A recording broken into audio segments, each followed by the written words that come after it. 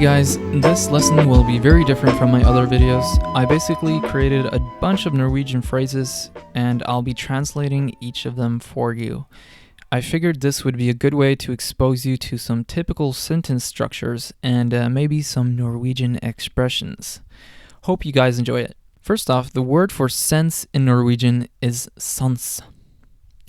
En sans. Sanser in plural. Oss mennesker har 5 sanser. Us humans have 5 senses. In Norwegian, they are lukt, smak, hørsel, berøring, syn. When we talk about these senses, you'll often have the word sans attached to them. So that would be luktesans, smakssans, hørselssans, berøringssans, synssans. And the word sans is masculine, so if you were to write these in the definite form, you'd write sansen. For example, luktesansen, the sense of smell. La oss ta en nærmere titt på hver enkelt sans. Let's take a closer look at each individual sense. Luktesansen befinner seg i nesa. Luktesansen befinner seg i nesa. The sense of smell is located in the nose. Ei lukt kan fremkalle gamle minner og assosiasjoner. Ei lukt kan fremkalle gamle minner og assosiasjoner. A smell can bring back old memories and associations. Fremkalle literally means to call forth. Smakssansen befinner seg på tunga. Smakssansen befinner seg på tunga. The sense of taste is located on the tongue. Forskjellige smaker kan være sure, søte, bitre, salte eller umami. Different tastes can be sour, sweet, bitter, salty or umami. Når man er forkjølet, så kan man miste både lukte- og smakssansen. Når man er forkjølet, så kan man miste både lukte- og smakssansen. When you have a cold, you can lose both the sense of smell and taste. Hørselssansen befinner seg i ørene. Hørselssansen befinner seg i ørene. The sense of hearing is located in the ears. Lyder kan være høye eller lave. Lyder kan være høye eller lave. Sounds can be high or low. Et skrik er som regel veldig høylytt, mens en mus er som regel veldig stille.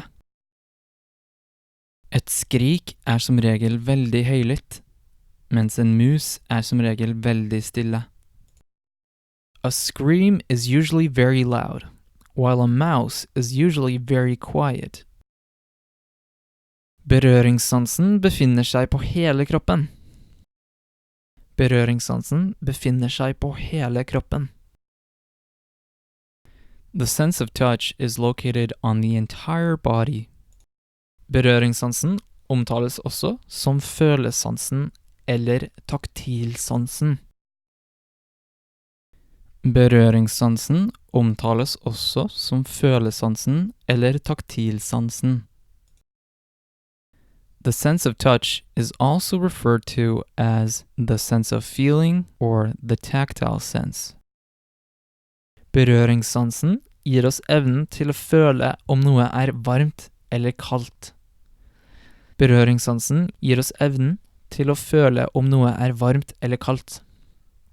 The sense of touch gives us the ability to feel if something is warm or cold. Synssansen befinner seg i øynene.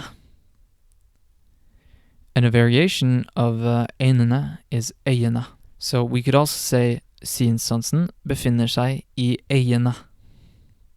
Sight is located in the eyes. Synet kan bli verre over tid. Synet kan bli verre over tid.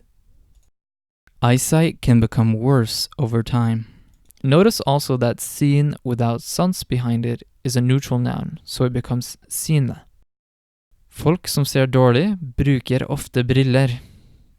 Folk som ser dårlig bruker ofte briller.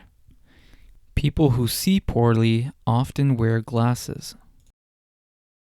Når man ikke kan se noe i det hele tatt, omtales man som blind.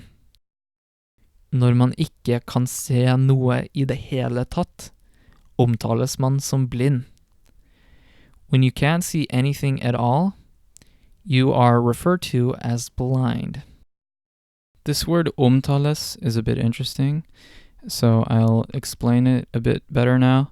Basically, it's two words that are put together. It's which you've already learned means about, and tale, which means to speak. So it's literally saying spoken about. You're spoken about as being blind in this case. That was everything I had for this video. I hope you enjoyed it, and I hope you liked the format. The next video is going to be a lot of vocabulary related to clothing.